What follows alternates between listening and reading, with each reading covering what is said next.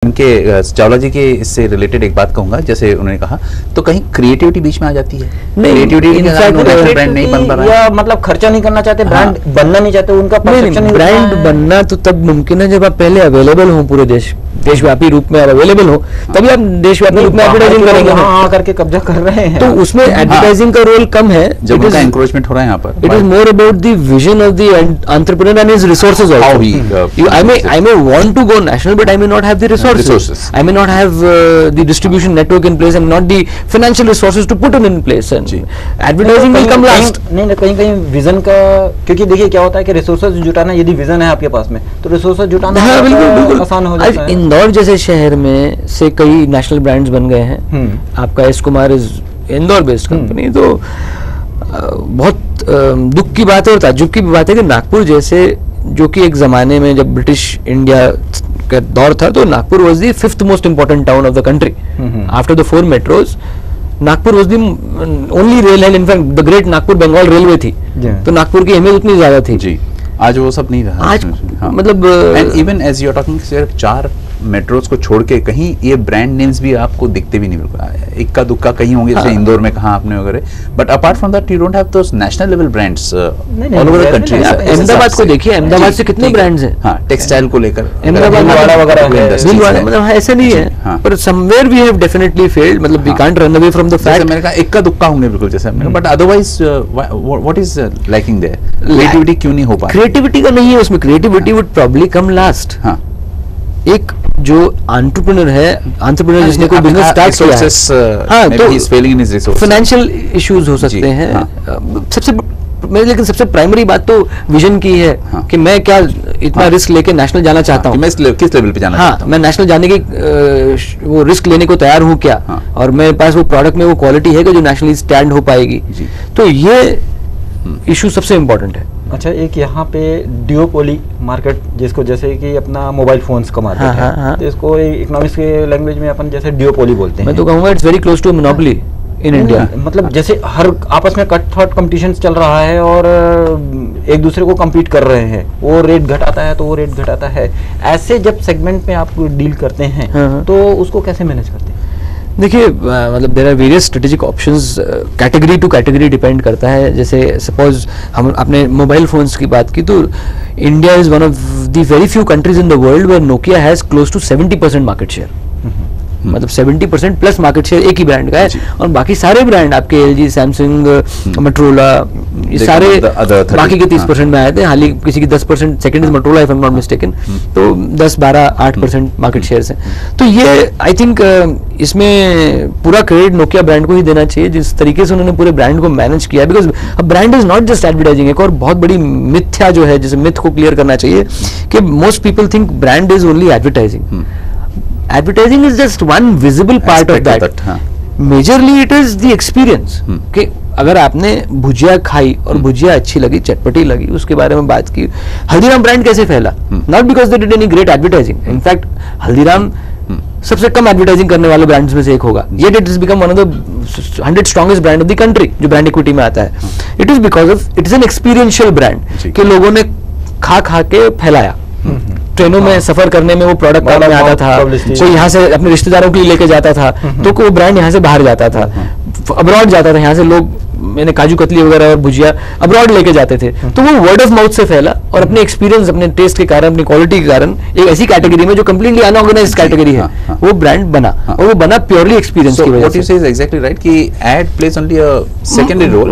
Not, I will not even call it secondary. What I will say is that it is one of the tools of the brand exercise, but it is not the only tool or the most important. ये यहाँ जो cricket का भी जो चल रहा है, BCCI का IPL आ गया है, और फिर ICL आ गया है दोनों में, और एक यहाँ इंडिया में ये देखा गया है कि जितना एडवर्टीजमेंट होता है उसका नियर अबाउट 50% के करीब जो आता है कि एड के जो क्रिकेट की जो इवेंट्स रहती है उससे रिलेटेड रहता है। तो इसको आप अभी जब रीजनल जैसे टीमें बन रही हैं, इसमें एडवर्टाइजिंग एजेंसीज का क्या स्कोप देखते हैं? बहुत अच्छा रहेगा। देखिए, आज की तारीख में हम जैसे कहते हैं we are a free market forces driven economy, तो ये जब आपने डिफाइन कर दिया तो इसका मतलब ये है कि लोग जो चाहेंगे वो होगा। पैसा कोई किसी को खैरात में देता नहीं है। अगर मुझे कोई चीज़ अच्छी लगती है इसलिए मैं पैसा देता हूँ। टेलीविजन पे अगर प्लेयर्स बिक रहे हैं आईपीएल लीग के लिए। आईपीएल लीग के पहले ऑक्शंस हुए, उसके लिए लोगों ने पैसा दिया, कंपनीज ने हजारों करोड़ रुपए दिए, उसके बाद अपनी टीम में प्लेयर खरीदने के लिए पैसा दे रहे हैं। तो they are all based on a certain revenue model. कोई चैरिटी नहीं कर रहा है। जो आज 1000 करोड़ रुपए एक क्षेत्रीय टीम के लिए लगा रहा है या 500 करोड़ रुपए लगा रहा है, उसको कल वो 500 करोड़ रुपए से 1000 करोड़ रुपए कमाने हैं। It's a business for him and then he is buying players, that is his investment. Then tomorrow he will recover from merchandising.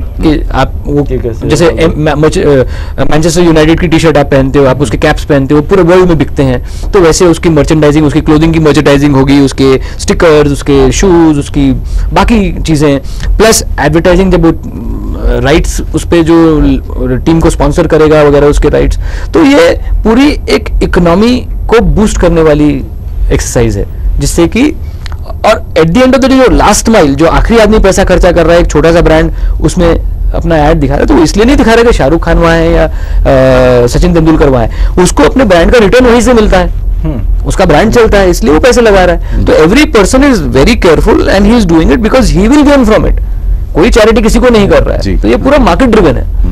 अच्छा, जो कई स्टूडेंट्स ऐसे हैं जो कि आना चाहते हैं एडवर्टाइजिंग फील्ड में, जी, तो उसके बारे में आप एक, क्योंकि एक्सपर्ट हैं और इतने साल से, हाँ, हम लोग भी, जब मैं रिमेंबर मैं एमबीए कर रहा था, तो हमारे बिजनेस के बारे में गलतफहमियां ज्यादा होती हैं और लोगों को पता कम होता है या मालूम ही नहीं होता कि एडवर्टाइजिंग भी एक प्रोफेशन हो सकता है। इनफैक्ट हमारे टाइम पे तो ना टेलीविजन इतना व्यापक था, ना इंटरनेट था, तो हमें तो बहुत ही कम मालूम होता था। जो भी आप जानते थे, बाकी किसी से सुन लिया, थोड़ा बहुत कहीं पढ़ लिया, उससे ही पता चलता था।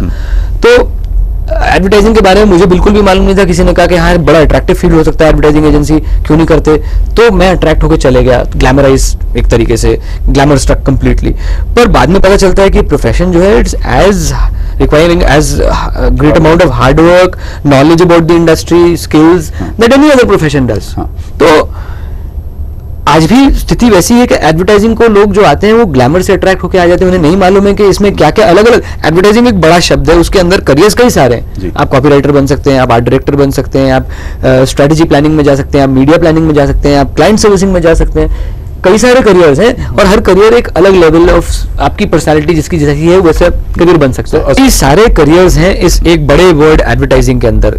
आप जैसे अगर एमबीए है तो आप क्लाइंट सर्विसिंग में और स्ट्रेटेजी प्लानिंग में, मीडिया प्लानिंग में आ सकते हैं, जहां की आप ये डिसाइड करेंगे कि market strategy, advertising strategy brand की क्या हो। जैसे मैंने एक्सप्लेन किया थोड़ी देर पहले कैसे हो सकता है। अगर आप लिखने के गुण हैं आप में, अंग्रेजी में, हिंदी में, मराठी में, तो आप कॉपीराइटर बन सकते हैं। पर कॉपीराइटर में सिर्फ लेखनी के अलावा विजुअलाइजिंग पावर भी होनी चाहिए, क्योंकि हम सिर्फ कविता नहीं लिख रहे हैं, वी आर थिंकिंग आइडियाज और वो आइडियाज को वर्ड्स में कैप्चर कर रहे हैं। इनफैक्ट ये कहा जाता है कि वो सबसे अच्छा कॉपीराइटर है जो विजुअली सोच सकता है।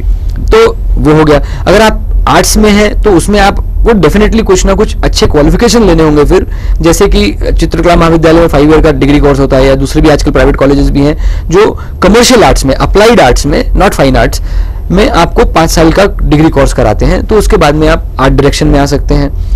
तो careers, so there is an avenue for everyone, a very broad avenue. Oh yes. And then अपना खुद की एजेंसी भी खोल सकते हैं। सावधानी देना ये चाहूंगा कि लोग ये समझ के एजेंसी नॉर्मली हमने देखा है स्टार्ट करते हैं कि इसमें इन्वेस्टमेंट लोएस्ट है, कुछ भी नहीं करना होता है, कोई एक कंप्यूटर हो, ज्यादा एक प्रिंटर हो तो आप एजेंसी स्टार्ट कर सकते हैं। ऐसा नहीं है। इन्वेस्टमेंट होती है आपकी नॉलेज की। इस डोमेन के बारे में पहले पता कीजिए, पहले अंडरस्टैंड कीजिए, नॉलेज गेन कीजिए, इसकी वर्किंग कैपिटल रिक्वायरमेंट को समझिए कि अगर आप नई एजेंसी शुरू कर रहे हैं, आपको मीडिया को एडवांस में पे करना है, आपको पेमेंट्स 90 डेज में आएंगी, तो 90 डेज में आप जितना बिजनेस करेंगे वो आप अपनी जेब से इन्वेस्ट करेंगे, आप सैलरीज देंगे, वर्किंग कैपिटल रिक्वायरमेंट्स है, बिजली इत्यादि। सो ये पूरी चीज की प्लानिंग किए बिना जस्ट एक ग्लैमर के तरीके से और एडवर्टाइजिंग अच्छा लगता है और इन्वेस्टमेंट नहीं सोच के लोग आ जाते हैं। इसलिए देखा गया कि इस बिजनेस में सबसे ज्यादा मॉर्टेलिटी रेट है, जितनी एजेंसी स्टार्ट होती है उतनी ही ज्यादा बंद भी होती है। तो क्योंकि पूरे ज्ञान के बिना हम इस इंडस्ट्री में आ जाते हैं। आप कोई फैक्ट्री ऐसे नहीं डालेंगे। फैक्ट्री अगर आपको अगर कपड़े बनाने की फैक्ट्री डालनी है तो आप कहीं उसमें काम करते हैं, समझते हैं, तब जाके आप मशीनें सिलेक्ट करते हैं, तब आते हैं आप। एडवर्टाइजिंग तो कोई शुरू होता है एक दिन अचानक एड एजेंसी डाल दी बिना उस बिजनेस को जाने हुए, इसलिए इतनी इसमें मोर्टेलिटी रेट भी हायर है। सो जो आना चाहेंगे I would request them, welcome to this business, exciting business, profitable business, but find out first more about this business and then enter this business. Sanjay, आपने एडवर्टाइजमेंट्स के काफी सारे प्लस पॉइंट्स बताए, इसके कुछ 1-2 minus points before we wind up बताएंगे। जैसे कई बार ऐसा होता है कि मीडिया हाइप या जैसे बोलते हैं एड हाइप भी हो जाता है। हाँ। ये धुले हुए कपड़ों से मैल निकालता है, जब कपड़ा धुल गया तो मैल कहाँ है उसमें, एक। देन सेकेंडली ये जो ये एडवर्टाइजमेंट या उसको बोलते हैं जहाँ एक गंजे को भी कंगवा बेचा जाता है। नहीं, हर प्रोफेशन में जैसा हो सकता है, इस प्रोफेशन के भी बहुत नेगेटिव्स हैं, बहुत ज्यादा नेगेटिव्स हैं, क्योंकि हम कुछ बेचना चाह रहे हैं तो जो भी एक सेल्समैन करता है वो हम करते हैं। हम अपने प्रोडक्ट्स के बेनिफिट एग्जैजरेट कर सकते हैं, हम कंज्यूमरिज्म को बढ़ावा दे सकते हैं कि जहां आदमी को ललक पैदा हो, ये भी लूं ये भी लूं, उसकी क्षमताएं ना हो उसके बाहर जाके ब्याज पे पैसा लेके, या अगर नहीं ले पा रहा है तो उसको कहीं शुद्धता है उसके अंदर कि मैं नहीं ले पा रहा हूं, मेरे पड़ोसी के पास ये भावनाएं कहीं ना कहीं एडवर्टाइजिंग में प्रोत्साहित तो होती ही होती है, इसमें कोई शक नहीं है। तो ये नेगेटिव्स भी हैं। झूठ, अक्सर एडवर्टाइजिंग में झूठ भी कहा जाता है, जो नहीं है वो कह दिया जाता है। आप क्योंकि क्लाइंट को अपना प्रोडक्ट बेचना है, उसका प्रेशर एडवर्टाइजिंग एजेंसी पे, एडवर्टाइजिंग एजेंसी को क्लाइंट रखना है, तो वो पूरा प्रोसेस ऐसा हो जाता है कि जो क्लाइंट ने डिक्टेट किया आपने किया, या आप दूसरी एजेंसी से अच्छा बनने के लिए आपने कर दिया। तो झूठ का काफी, इसलिए there are organisations which control us also, like there is an organisation called the Advertising Standards Council of India, ASCI, जो जितनी मिसलीडिंग एडवर्टाइजिंग है आप उनको कंप्लेन कर सकते हो, आप कंप्लेन करो और वो एड रुकवा दी जाती है। आपको प्रूव करना पड़ता है कि आपने ये कहा तो कैसे कहा, कि आप बाल लंबे होते हैं तो क्या साइंटिफिक प्रूफ है आपके पास।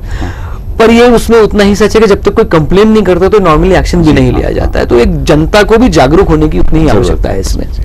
संजय जी, आपने हमसे इतनी अच्छी बातें की, इसके लिए आपका बहुत बहुत thank you so much. I really enjoyed this session with you all and I hope it helps everyone. Thank you so much. Thanks a lot.